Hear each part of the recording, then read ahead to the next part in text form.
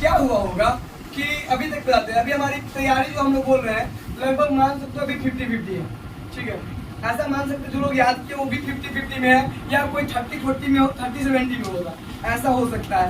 कोई होगा 70-38 के रेस में, 70 तैयारी है, 30% बचा हुआ है। इस तरह के बच्चे हम लोग में होंगे पूरा के पूरा मिला के। अब हम लोग सब में से सबसे पहला हम लोग चलते हैं कि आना ना आना बात की बात है। बाद में आप लोग का क्वेश्चन मिलेंगे, आपके मन में अगर कोई क्वेश्चन होगा तो बाद में आप लोग से क्वेश्चन मिलेंगे। पहले हम अपना स्ट्रेटजी बता देते हैं, फिर आप लोग के मन में कुछ क्वेश्चन होगा वो भी ले लेंगे कि क्या करना चाहिए। पहली बात हम अपने तरीके से दे देंगे। जब आप एग्जाम देने जाओगे तो आपको पता है कि बरौनी होगा, जिसका जहाँ होगा अपना सेंटर होगा वहाँ दे देगा। दूसरी बात, एग्जाम जो होती है आपकी वो 3 घंटे की होती है, ध्यान रखिएगा। कितने घंटे की? और एग्जामिनेशन में जो क्वेश्चन आपको मिलेंगे ना, क्वेश्चन, उस क्वेश्चन का पैटर्न क्या होगा पहले वो देख लीजिए। क्वेश्चन जो आपको मिलेंगे वो क्वेश्चन होगा आपको 3 पार्ट में, एक होगा ग्रुप ए, एक को ग्रुप बी और एक को ग्रुप सी। ये 3 ग्रुप में क्वेश्चन होंगे।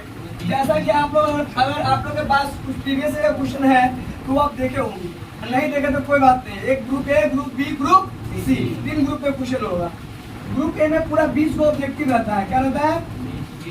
20 को ऑब्जेक्टिव रहेगा। ग्रुप बी में आपको 10 को रहेगा सब्जेक्टिव 4 नंबर का, जिसमें से आपको सॉरी 20 को रहेगा। क्या रहेगा? 20 को, जिसमें से आपको 10 को बनाना रहता है। कितना बनाना रहता है? 10 को क्वेश्चन बनाना रहता है 20 में। अच्छा 20 में आपके मन में ऐसा नहीं 20 क्वेश्चन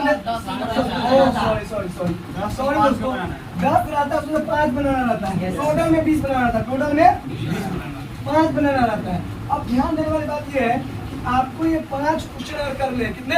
5 क्वेश्चन, 10 में से 5, तो आपको मन में आएगा 10 को उसमें 5 को चुन के बना देंगे। कई बार एसपीटी बोर्ड ऐसा किया है कि 10 को दिया है उसमें से 5 को बनाना था। आप लोग के टाइम में भी 1-2 बार ऐसा हुआ है, क्वेश्चन और उसका और क्वेश्चन और उसका और। कई बार ऐसा हुआ 10 को दे देता था और उसे 5 को बनाना था। ये तो सबसे बढ़िया काम होता था, है ना? इससे बढ़िया कुछ नहीं सकता। लेकिन अब ऐसा नहीं देगा, क्योंकि जैसे टाइम बढ़ता है तब से बढ़ाती है। तो क्या करेगा? 10 को में से आपको बनाना रहेगा 5 को बनाना रहेगा और रहेगा क्वेश्चन और क्वेश्चन का और 2 क्वेश्चन रहेगा एक साथ, समझ लीजिए। आपको इस तरीके से रहेगा। फिर वही बात, इसमें सब 4 नंबर का होगा, यानी 20 मार्क्स का टोटल ग्रुप बी होता है, 20 मार्क्स का ये होता है और टोटल 70 मार्क्स का एग्जाम होता है ना। और ये ग्रुप सी में आपको 10 क्वेश्चन में से 5 बनाना रहता है और ये टोटल कितना इसका होता है? 30 मार्क्स। 6-5-30, एक क्वेश्चन 6 नंबर का होता है, तो आपको 30 मार्क्स का होता है। अब बसंती ध्यान देने वाली बात ये है इसमें कि ये 30 नंबर 70 नंबर टोटल हुआ। अब इसमें आपको क्या स्ट्रेटजी अपनानी चाहिए वो देखिए। बहुत सारे पेपर ऐसे होंगे जिसमें आपको 15 ऑब्जेक्टिव, 12 ऑब्जेक्टिव, 13 ऑब्जेक्टिव आएंगे और 5-7 ऑब्जेक्टिव नहीं होगा। तो हम एकदम प्लान से चलते हैं, सेक्शन वाइज चलते हैं। तो सबसे पहले सेक्शन वाइज ये करेंगे कि टाइम कैसे आपको मैनेज करना है, हम उसको समझाते हैं कि टाइम आप कैसे मैनेज करोगे। सबसे पहले जान लो कि सी नंबर क्वेश्चन और बी नंबर क्वेश्चन और ए नंबर क्वेश्चन में टाइम कैसे मैनेज करना है, कितना टाइम किसको देना है। अभी हम किसे चलते हैं? Time management. यानी टाइम कैसे मैनेज करोगे आप, टाइम आपका मैनेज करने का क्या तरीका होगा समझो। हम अपने पर्सनल पूरा एक्सपीरियंस अभी तक का और जितने स्टूडेंट को हमने सिखाया और जो अच्छे किए हैं सबका एक्सपीरियंस इसमें थमा हुआ है। मतलब टोटल जो टॉपर्स हैं उनका भी हमारा A to Z, यानी हमारे 6 से 6 और 12 सेमेस्टर का एक्सपीरियंस इसमें है। अब प्लस जो बच्चे ऑलरेडी अच्छा किए हैं उन सबका एक्सपीरियंस इसमें पूरा हुआ है। तो आप इस पैटर्न को फॉलो करके अच्छा कर सकते हो। अब देखिए ध्यान से टाइम मैनेजमेंट की बात करते हैं। तो दोस्तों एक्चुअली क्या होता है नॉर्मली कि आपके पास कितने सेक्शन है? 3 सेक्शन। आपके पास कितने सेक्शन है? 3। अब 3 सेक्शन में क्या होता है, आपको सबसे अधिक टाइम जो रखना रहता है वो 6 नंबर वाला क्वेश्चन के लिए रखना रहता है, 6 मार्क्स के लिए रखना रहता है सबसे अधिक टाइम। यानी आपके पास अगर 3 घंटे है तो ऐसा मान के चलिए कि आप 1.5 घंटा टाइम रखेंगे, 1.5 घंटा टाइम आप रखेंगे या 1 घंटा 20 मिनट टाइम रखेंगे। इसके लिए घड़ी पहन के जाना अलाउ रहता है, तो घड़ी पहन के जरूर जाएंगे, है ना। हम जितने एग्जाम होते थे सब में एक घड़ी खरीदते थे और 200 वाला सस्ता वाला, है ना, खरीदते थे और एक एग्जाम से उनका गायब हो जाता था। सस्ता वाला घड़ी का यहाँ हाल होता है ना, वीडियो पेपर वाला रहता है वो, है ना। तो ध्यान रखिएगा कि आप लोग भी एक काम करोगे, एक सस्ता घड़ी एग्जाम से तो जरूर लेके आओगे। आप जब एग्जाम देने जाओगे उस रूम में घड़ी होगा नहीं होगा इसका कोई ठिकाना नहीं रहता है, इसलिए आप अपना घड़ी जरूर लेके जाएंगे, ठीक है। पहली बात आप एक समझना है टाइम। बाकी 1.5 घंटा जो बचा ना आपको 30 घंटा अपने ऑब्जेक्टिव के लिए 30 घंटा, 30 घंटा बोल रहा है, सॉरी 30 मिनट आपका ऑब्जेक्टिव के लिए, और 1 घंटा आपको 4 मार्क्स, सॉरी 4 मार्क्स में जो क्वेश्चन होता है 20 नंबर वाला ग्रुप बी के लिए, ग्रुप 1 में 30 मिनट, ग्रुप बी के लिए 1 घंटा, और ग्रुप सी के लिए ये टाइम की पूरी स्लॉट होती है। अब इस स्लॉट को ही आपको मैनेज करना रहता है ना। और ये तरीका होता है एक्चुअली, ऐसा नहीं कि 10 मिनट किसी ने एक्स्ट्रा चल गया तो आपको उसके हिसाब से अपना स्पीड मेंटेन करना पड़ता है ताकि मैनेज हो जाए आगे, है ना। लेकिन ये टाइम स्लॉट आपको बहुत अच्छे काम में आएगा। ठीक, दूसरी बात आप देखिए ध्यान से, अब टाइम मैनेज कर लीजिएगा इस तरीके से। अब आपके मन में एक बात आएगा, सर किसी में ज़्यादा टाइम लग गया तो भाई ज़्यादा टाइम, स्वाभाविक सी बात है, कभी कभी किसी में कुछ टफ रहता है तो ज़्यादा टाइम कंज्यूम हो जाएगा, किसी में नहीं कंज्यूम होता है, तो स्वाभाविक बात जिसमें आपको ज़्यादा टाइम लग जाएगा, 1000 से 300 भेज दो ना, बैठेंगे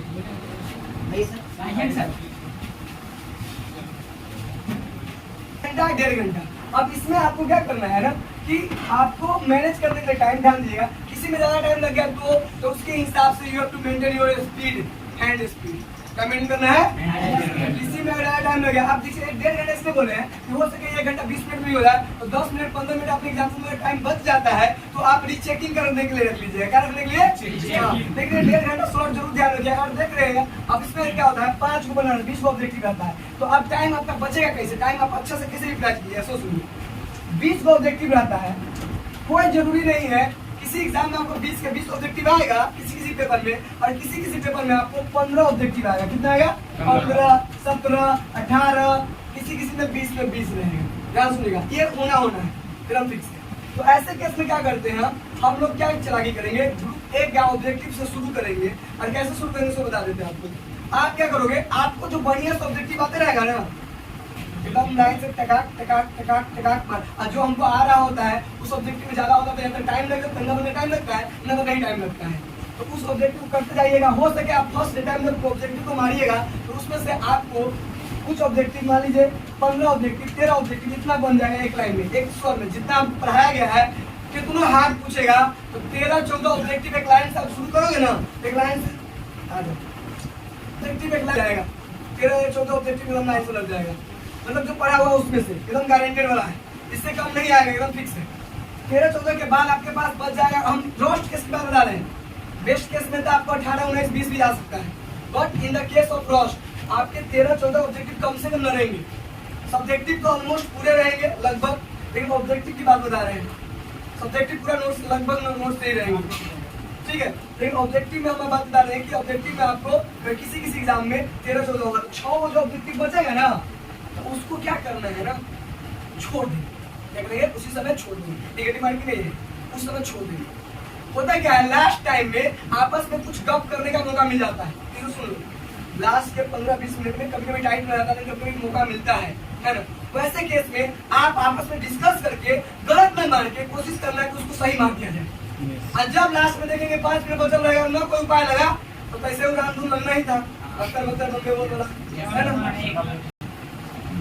समझ में रहेगा तब मारेंगे। लेकिन कुछ बच्चे क्या करते हैं, उसको शुरू में रहेंगे, क्या कर रहा है, पहले जो आ रहा है रंग लिया, ना आ रहा है ऊपर रंग लिया, कहीं छूट न जाए। ध्यान रखिएगा इस चीज के केस में कि आपका लास्ट में ऑब्जेक्टिव छूटे ना, जब एक 15 मिनट बचा रहेगा ना, एक बार जरूर चेक कीजिए कि मेरा ऑब्जेक्टिव पूरा हुआ है कि नहीं हुआ है। अगर ना हुआ रहेगा, ध्यान सुनिएगा, अगर ना हुआ रहेगा तो वही स्टेप अपनाएंगे। एक दोस्त बदले चलाकी क्या होता है एग्जाम्पल में, तो चलाक बंदा वही जीतता है। ध्यान सुनो, चलाक क्या रहेगा, वो पूछ रहा है तो बता देंगे, तो देखो बता है ना, कर रहे हैं और अपना देख रहे हैं। हाँ, जब अपना बड़े जो दूसरा वीडियो बना रहा था वो क्या करता है, बताते हैं तुरंत बता देगा, अरे करिए, और वो अपने डिस्टर्ब रहेगा और दूसरों को बताते रहे। ठीक है, ऐसा गलती नहीं करनी है आपको। होना है जब अब सब चीज खत्म हो गया, सब लिखा गया, निश्चिंत है, तब दूसरों की हेल्प कर देंगे। लेकिन अपन जब तक नहीं हुआ तब तक कोई हेल्प नहीं जानते। थोड़ा बहुत सीनियर लोग रहेंगे बगल में, तो ऑब्जेक्टिव जो मारे रहेगा वो ऑब्जेक्टिव मांगेंगे तो दे देना, बाकी अगर इसके अलावा कुछ भी रहेगा तो नहीं करना है।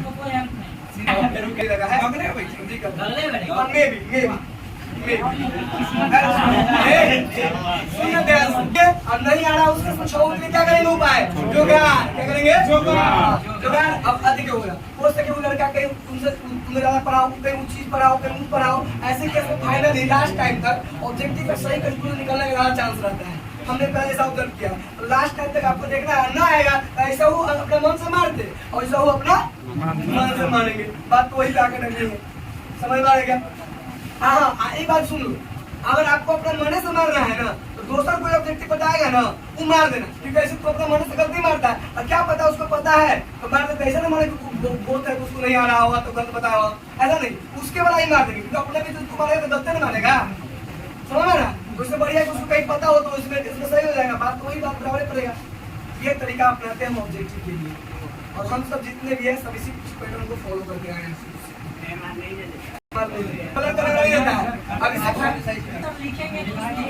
फायदा ये है और ये नहीं है तो आप जब आंसर लिख दे रहोगे लास्ट तक अगर उसका आंसर को दूसरा आया तो काट के दूसरा भी लिख सकते हो। पहले वो एमआर देता था, अब लिखना रहता है।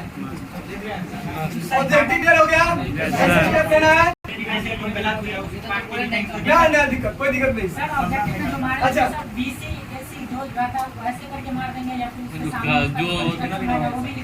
नहीं बीसीएससी में ऑब्जेक्टिव बनाना नहीं रहेगा। क्वेश्चन नंबर 1 नंबर का क्वेश्चन का आंसर फलना चाहिए आंसर। क्वेश्चन नंबर 2 का आंसर अच्छा ठीक है। अब ये लिख देगा ब्रैकेट में मन क्या है तो बी लिख देंगे, ए लिख देंगे। मन क्या था तो डायरेक्ट आंसर भी लिख सकते हैं। आंसर बी नहीं लिख सकते हैं। अच्छा, पहला ऑब्जेक्टिव क्लियर है? अब आ रहा है तय हो, नहीं आ रहा है तय हो, कॉन्फिडेंस में रहेंगे। कैसे स्टेप लेना है समझ में आ गया? चलो दूसरा बात है। दूसरा 4 मार्क्स के लिए, कितने मार्क्स के लिए? 4 मार्क्स।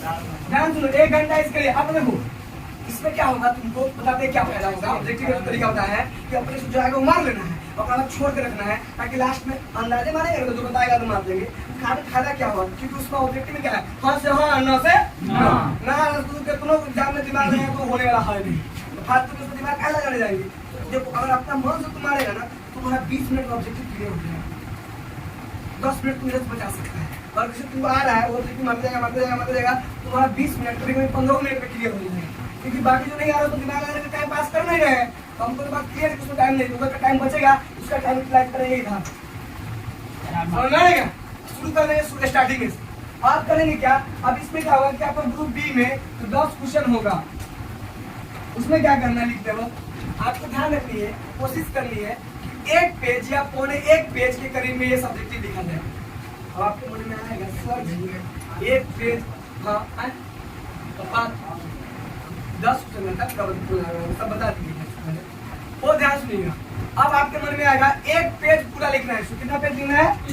कम से कम 1 पेज की कोशिश करना है। 1 पेज समझते हैं ना आप लोग भाई? 1 पेज ही पूरा कवर कर देना है। अब देखिए आपके साथ दिक्कत होगा, क्योंकि आप यादों किए होंगे ना, फर्स्ट सेमेस्टर अंग्रेजी जरा याद ऐसा नहीं होता है ना, और मटेरियल तो कम में रहेगा। मटेरियल क्या रहेगा? कम में। अब मटेरियल को बढ़ाना रहता है ना। सुनो, आपको क्या करना है, कोशिश करना है जो भी क्वेश्चन हो उसके रिगार्डिंग आपको अगर कोई पिक्चर दिमाग में आ रहा है या पिक्चर आपके पास है तो आप उस पिक्चर को यूज करें, क्योंकि आधा पेज पिक्चर ले जाता है। सुनो, अंकल 4 लाइन ऊपर 4 लाइन नीचे, बीच में पिक्चर, पूरा पेज निकल जाएगा सीधे। समझो, एक तरीका ये। दूसरा तरीका ये कि आप क्या करोगे, आपको पढ़ना अपने घर से नहीं लगता है। हम बहुत बच्चे क्या ऑब्जर्व किए हैं, तो क्या करेगा एकदम सटा के छोटी लिखे, ठीक है। वो गलती क्या करता है, वो कहीं बड़को रहता है तो इतने में नजर आता है आखिर बिहार क्या है, बिहार पढ़ना जरूर देख लेता है ना, नहीं है पढ़ना जरूर देखेगा। तो वैसे केस में क्या करेंगे हम लोग, दिमाग लगाएंगे। जितने सर का भी नोटबुक देखना है, या फिर जब लिखते हैं या फिर हम लोग भी लिखते हैं, जितना भी लिखते हैं एग्जाम में होगा, मेरे पास एग्जाम में शॉर्ट होगा हम दे देंगे।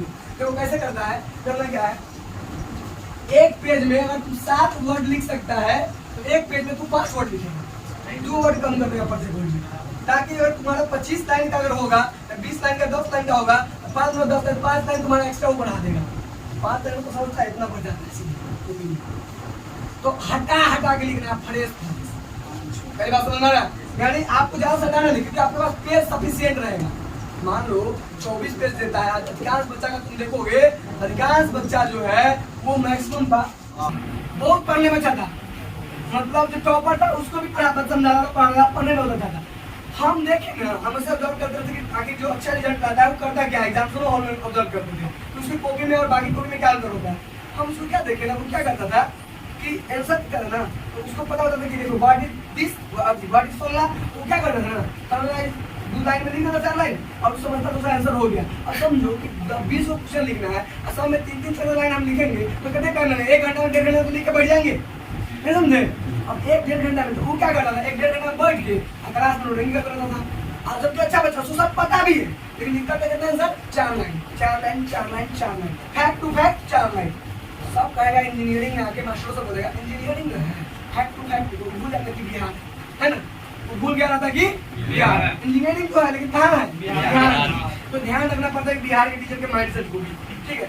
ऐसे केस में आपको क्या करना पड़ता है? फैक्ट तो लिखना ही होता है, साथ साथ तक ज्यादा लिखना होता है, बस समझ में? फैक्ट को लिखना है तो ज्यादा लिखना होता है। ऐसे केस में हम क्या करें? ऐसे केस में आपके पास जो ऑप्शन होंगे, मटेरियल तो उतने रहेगा, अब मटेरियल को बढ़ा के लिखना है तो आपको क्या करना पड़ेगा?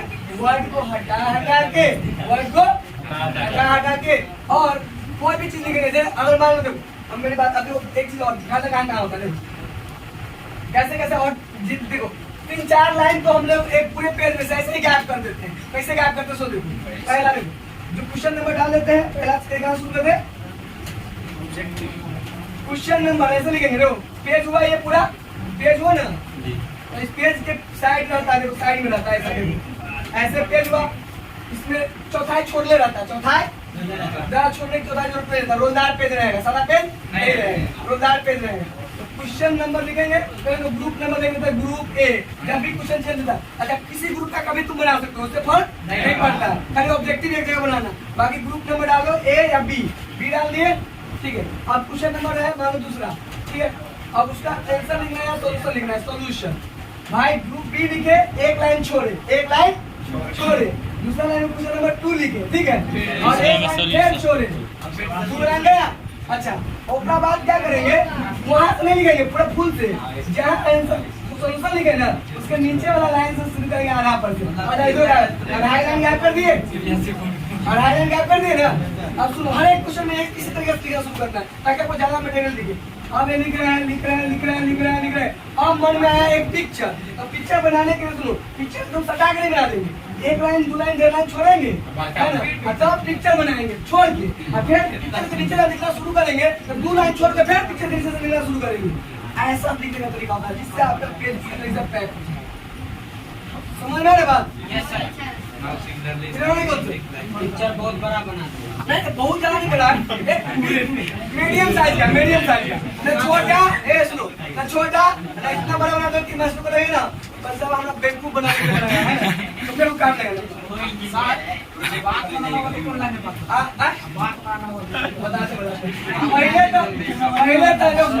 पहले तो उस क्वेश्चन से टारगेट करेंगे जो क्वेश्चन अच्छे से आ रहा है, ठीक है।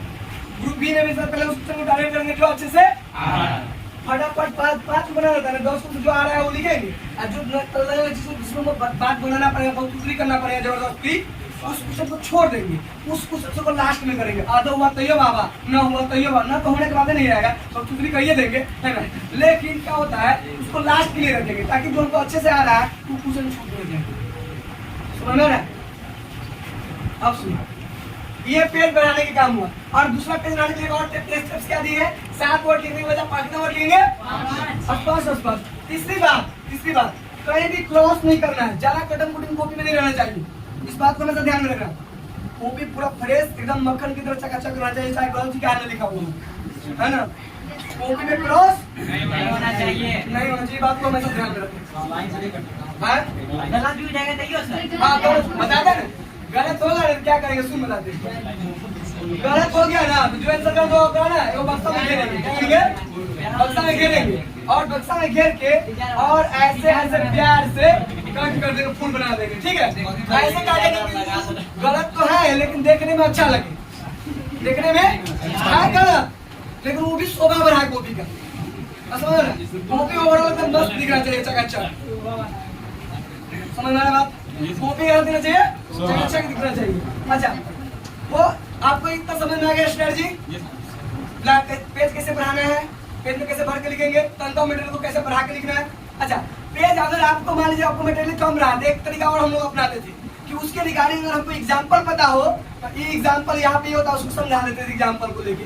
अब वो बात समझा दिए, उसके रिगार्डिंग कोई हमको एग्जाम्पल याद है या हम एग्जाम्पल सोच पा रहे हैं, उसको बढ़ाने के लिए ये वो एग्जाम्पल का मन से थोप देंगे और उस एग्जाम्पल को, वही कॉन्सेप्ट को उस एग्जाम्पल में कैसे हो रहा है समझा देंगे। तो भाई देखिए, एक तो एग्जाम्पल और वही कॉन्सेप्ट फिर से दोबारा लिखा गया, 2 बार वही कॉन्सेप्ट लिखा है, अभी एग्जाम्पल लिखा गया और एकदम लंबा चला गया। बस समझ में आ रहा है? जैसे मान लो कि आदमी क्या होता है, तो आदमी के बारे में बता दिए और हमारे बगल में वो आदमी रहता है, उसका फीचर नेचर बताने लगे कि आदमी इसमें देखिए ये कैरेक्टर होता है, उसी बात को समझा दिए। जो परिभाषा समझाया आदमी का, उसी परिभाषा में यूज करके उस आदमी को समझा दिए। तो जिससे क्या होता है कि आपको एक थ्योरी और उसी पे बेस्ट आपको एग्जाम्पल देने से मटेरियल इंक्रीज होगा। सर बेटा कर उसका हाँ जाओ भी आओ, उससे भी आओ। सवाल रखो। कुल मिला के यही सेम प्रोसेस यूज करेंगे ग्रुप सी के लिए। ग्रुप सी का कितना मिनिमम लिखना चाहिए सो बता देते हैं। ग्रुप सी मिनिमम 1 पेज से कम होना ही नहीं चाहिए, क्योंकि क्वेश्चन बनाने वाला ना इस तरीके से क्वेश्चन बनाया जाता है कि आप सोचते हैं हम चालाकी कर लेंगे और पेंसिल 4 ले लेंगे, रस्सी का हो गया कंप्लीट। गलत।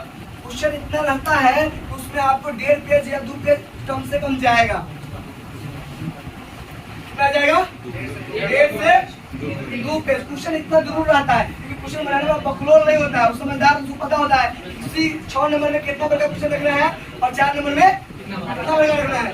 तो बच्चे सोचते हैं कि 4 नंबर का 4 लाइन दे देंगे, 6 नंबर का तो ये हो जाएगा। 1 पेज कितना नंबर का? 4 नंबर। कम से कम बोले 1 पेज। आपका 1.5 पेज हो जाए तो कोई दिक्कत नहीं है। 1 पेज कम से कम बता रहे हैं मिनिमम सर। सुनो 3 पेज।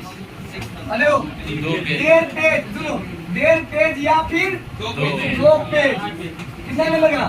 6 नंबर। एक लाइन। क्लियर है क्या? समझ में? अब इसमें 6 नंबर में आपको 2 पेज में सवालों उसी रेंज का पूछेगा और आपको उसी पिक्चर उच्चर से बनाएगा, अब बना देना है। अब छोड़ने वाला बताया है उसी तरीके से फ्रेश लिखना है। कहीं ऐसा नहीं जगह के चक्कर में सटा के लिख दिया हुआ, ऐसा नहीं। पेज सफिशिएंट रहता है। 24 का 30 पेज, 15-30 पेज रहता है, 22 पेज। अब बच्चा कितना पढ़ के आता है? 90% बच्चा सिर्फ 12 से 10 पेज भर के आता है और तू लोग भी 10 पेज में हाथ ये कर लेगा। देखो हम जो टिप्स बताए ना, तुमको कम लिखना पड़ेगा तो हाथ तो कम दुखेगा, क्योंकि जगह तुम हटा के लिख रहा है, जगह बना रहा है, पेज ज्यादा भर रहा है, हाथ तो कम दिख रहा है और मटेरियल भी फ्रेश दिख रहा है।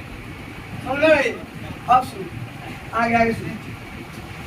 अब 6 मार्क्स का समझ में आ गया। मतलब अच्छा, अगर डायग्राम याद हो तो डायग्राम को मत छोड़िएगा। डायग्राम एक अच्छा इंप्रेशन और प्लस में पेज भरने में बहुत मदद करता है, ध्यान रखिएगा। अब बात को समझते हैं तो डायग्राम यूज करने की कोशिश कीजिएगा। जहाँ डायग्राम होने वाला रहे वहाँ से जरूरी नहीं है, जहाँ रहे करेंगे।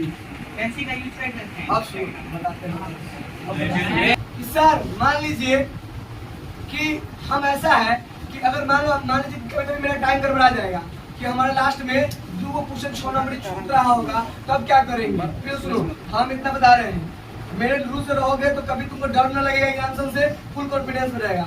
छूट जाएगा, हम क्या करेंगे? ऐसा कुछ बच्चे करने लगते हैं, एक क्वेश्चन पूरा कंप्लीट बनाने चले जाते हैं और एक क्वेश्चन पूरी छोड़ देते हैं। एक क्वेश्चन बनाएंगे पूरा, हमको आ रहा है तो पूरा लिखेंगे और एक क्वेश्चन पूरा छोड़ देते हैं। ऐसा नहीं करना है। आपको क्या करना है कि माने दोनों मिलाकर तुम 3 पेज लिख रहे 6 नंबर का, 1.5 पेज 3 पेज लिखता, तो हम क्या करेंगे ना, टाइम को मार्जिन करके दोनों क्वेश्चन का आंसर लिखेंगे 1-1 पेज। ऐसा नहीं करेंगे कि एक क्वेश्चन के चक्कर हमारे पड़ जाए और दूसरा क्वेश्चन छोड़ दे, छूट भी नहीं करेगा। हम क्या करेंगे, हमारा 3 छूटते रहेगा ना, तो जब मटेरियल जितना बढ़ा के लिखना सोच रहे हैं मटेरियल कम कर देंगे। मटेरियल क्या करेंगे? तनका तो तीनों में लिखा जाएगा ना, बस समझ रहा। अब टाइम से आपको डर नहीं लगेगा, क्योंकि आपका 2 क्वेश्चन लास्ट छूट रहा होगा तो आप क्या करोगे? मटेरियल कम करोगे और लिखोगे दोनों का आंसर। तब क्वेश्चन छूटेगा, एक भी क्वेश्चन नहीं छूटेगा। आपको ये बात ध्यान में हमेशा रखना है, जो क्वेश्चन आपको नहीं आ रहा होगा, जो क्वेश्चन उस क्वेश्चन के लिए आपको क्या करना सो बता देते हैं। उस क्वेश्चन के लिए आपको करना क्या है, जो नहीं आ रहा होगा उसको लास्ट में छोड़ना है, ताकि बुरेगा तो ऐसे ही बुरेगा, अपने मन से लिखेंगे ऐसे ही बुर ले रहना है। तो ध्यान रखना है कि जो क्वेश्चन नहीं आ रहा होगा उसको किसके लिए रखना है? लास्ट के लिए। लास्ट में नंबरिंग में देंगे, ग्रुप बी का है और जो क्वेश्चन में डाल के अतः उसका आंसर अपने मन से बना के लिखेंगे। अच्छा, अब मान लीजिए कि ऐसा क्वेश्चन है जिसका आपको उसके बारे में कुछ पता नहीं है, लेकिन उसका वर्ड मालूम पड़ रहा है कि उस वर्ड से क्या मतलब, उसमें वर्ड धरा गया, अब बगल में हिंदियों में दे रहा है, क्वेश्चन हिंदी इंग्लिश दोनों में रहेगा, तो अगर मन से धरा गया तो उसको आप बात समझ में आ गया ना, तो जलेबी की तरफ सीधा लिखिए, है ना? लिखिए हाँ, उसी बात को लपेट दिया था। और उससे रिगार्डिंग आपको कुछ एग्जाम्पल है ना, उसके रिगार्डिंग कुछ एग्जाम्पल देखे हुए हो दैनिक जीवन में, भाग लपेटो उस एग्जाम्पल को उसमें खूब जम के, समझ में आ रहा? इससे आपको डर न लगेगा एग्जाम से, कॉन्फिडेंस लेवल आप रहेगा। क्वेश्चन तो छोड़ना है नहीं, पहले बात नहीं लास्ट। अब बात आती है कि सर पेन कैसा यूज करेंगे, रेड यूज करेंगे, ब्लैक यूज करेंगे, पेंसिल यूज करेंगे कि नहीं करेंगे? अब कॉन्सेप्ट आता है, टाइम मैनेजमेंट करना सीख गया, लिखने का तरीका सीख गया, बहाना बनाने का तरीका सीख गया, कैसे पेन बढ़ा के लिखेंगे समझ गया, लास्ट में किसको लिखना समझ गया, कोई भी क्वेश्चन छोड़ना नहीं है, कैसे समझ में आ गया? चलो अब बात आती है कि सर पेन कैसा यूज करेंगे, पेन ब्लैक यूज करेंगे, ब्लू यूज करेंगे और पेंसिल यूज करेंगे कि नहीं करेंगे? सुनो मेरी बात को समझो, आप हर एक एग्जाम में ज्योमेट्री बॉक्स लेके जाओगे, क्या लेके जाओगे? अलाउ रहता है हर एक एग्जाम में। सुनो आप कर हम बताते हैं, पहले के टाइम में कुछ दिन पहले, 1000 से पहले तक बच्चा सब डरता था कि ये ब्लैक यूज कर लेगा ना नंबर काट लेगा, ब्लू यूज कर लेगा ना नंबर काट लेगा। देखो उसके बाद से ये लोग सबको टिप्स दिया गया कि भाई दोनों पेन यूज करना है, ब्लैक और ब्लू। अब ध्यान दीजिए आपके एग्जाम्पल में जनरली ब्लू अलाउड होता है, क्या अलाउड होगा? मेन रूप से। लेकिन आप ब्लैक भी यूज करेंगे केवल रेड नहीं यूज करना, क्या नहीं करना? रेड नहीं करना। अब क्या करेंगे, कोई भी हेडिंग हमारा होगा ना तो हेडिंग को ब्लैक से लिखेंगे, हेडिंग से हेडिंग को ब्लैक, और उसका एक्सप्लेनेशन जो होगा ना वो ब्लू से लिखेंगे, क्योंकि ये ब्लू याद। हम लोग बीटेक का जब एग्जाम देते थे तो ब्लू से लिखते थे हेडिंग और ब्लैक से लिखते थे आंसर। लेकिन आप लोग क्या करोगे, ब्लू से एक्सप्लेनेशन और ब्लैक से हेडिंग लगाएंगे। अच्छा कोई बात आपको इम्पोर्टेंट लगेगा तो उसको क्या करेंगे, अंडरलाइन कर देंगे ब्लैक से, समझ में आया? कोई पॉइंट अगर इम्पोर्टेंट लगेगा तो क्या करेंगे, अंडरलाइन कर देंगे। अगर मान लीजिए वो आंसर आपको लग रहा है कि बहुत अच्छा आ गया है तो उसको पैरेललोग्राम बक्सा में घेर देंगे कि भाई ये आंसर है, जैसे मैथ का आंसर आ गया, आपको पता है कि सही आंसर आया, कैलकुलेशन सही था, बक्सा में घेर देंगे। देखकर लगेगा कि ना गड़बड़ है, जरा हाईलाइट करने उसको छोड़ देंगे, है ना? समझ में? इससे उसका बहुत ज्यादा फोकस उसमें जाएगा, क्योंकि जो घेरा हुआ चीज रहता है उसमें फोकस चला जाता है। तो ध्यान रखिएगा, जो चीजें तुम कॉन्फिडेंस जानते हो उसको दिखा कर लिखो कि देख के आराम से hence proved, hence this is required answer, लिखो आराम से। देखकर ना पता जबरदस्ती कहीं जल्द देखो, जबरदस्ती देखो, अगर ना पता रहेगा नहीं देखो, बक्सा में नहीं साइड से निकल लेंगे, है ना? बहुत बहुत इंपॉर्टेंट टिप्स है, बहुत इंपॉर्टेंट टिप्स है, ध्यान रखने वाली तो जरूर लिखिएगा। और जो भी फार्मूला यूज कीजिएगा अगर आपके पास सफिशिएंट टाइम रहे तो ध्यान दीजिएगा बगल में चूंकि यह फार्मूला इतना होता है वो लिखना नहीं छोड़िएगा। जो फार्मूला आप यूज करते हैं ना उसका बगल में लिखना जरूर सीखिएगा, जिससे आपका मैथ में 100% नंबर देने का चांस बढ़ जाता है। ये समझ में आ गया? पेन आजा। अब डायग्राम के लिए पेन यूज करेंगे पेंसिल, ध्यान सुनो, पेंसिल से यूज करो वाला डायग्राम का वो ऐसा हो जाता है जैसे पुराना नक्शा निकाल के ले आया है ना, तो पेंसिल से वो आपको अट्रैक्टिव नहीं दिखता है। अब पेन से बनाते हैं तो पार्टी कहीं पढ़ा जाता है उनमें, है ना? तो गड़बड़ ये देखो हम क्या करते थे एग्जाम में, पर्सनली अपना बताते हैं, पेंसिल से बनाते थे, अगर टाइम पेन दोबारा जाते थे, टाइम बचता था ना जब एग्जाम के बाद तब पेन खेलते थे, ठीक है? टाइम नहीं बचा तो पेंसिल छोड़ दिए जो बनने रहा, समझ रहा? ऐसा ही हम करते थे। जब पेंसिल का देखो पहले पेंसिल से बना दिए, चित्र सही बन गया, अब पेन यूज करने के बाद क्या करेंगे, नहीं करेंगे पेन। जब दोबारा टाइम से देखेंगे मेरा एग्जाम में टाइम बच रहा है तब तो पेन चला कर बुक जीआर करेंगे। अगर टाइम कम रहा सवाल पर तो सवाल को टाइम देंगे और उसको सही जाने देंगे, समझ में आएगा? ये तरीका यूज करते हैं। आप पेंसिल का मामला समझ गए? अच्छा पेंसिल चलाइएगा ना उसमें पेन चलाइएगा जल्दी बढ़िया से नहीं चलेगा, थोड़ा सा दोबारा हल्का सा लाइनिंग लगाना पड़ता है थोड़ा अच्छे तरीके से, तो ध्यान में रखिएगा। पेन पेंसिल क्लियर है, लिखने का तरीका क्लियर है। अब चोरी वाला मामला आता है, सुन लो।